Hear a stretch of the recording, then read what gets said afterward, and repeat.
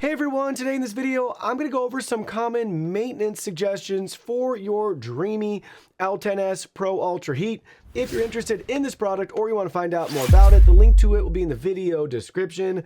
Let's go ahead, let's get right into it. We'll start with the top of the vacuum. You shouldn't really ever have to do anything with the top of the vacuum.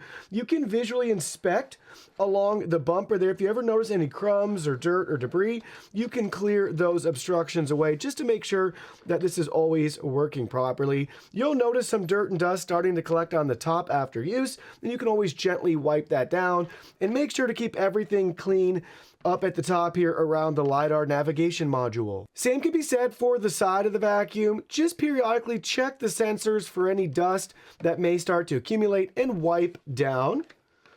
On this side right here, this is the chute where we have the self-empty. So you might notice every once in a while some hair or dirt collecting here. You can just open that up and remove as needed. Same with the charging contacts and the sensor back here. Just wipe down periodically.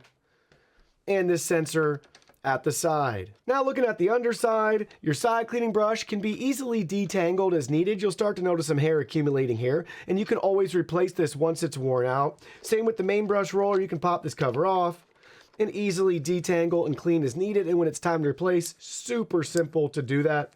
You can just take your new one, just like that, and snap it in place. And same thing can be said here with the mop pads. They're just Velcro, so you can peel these off to give them a nice, deep, thorough clean. And then you can replace and get new mop pads as needed over time. And then they just snap right back on.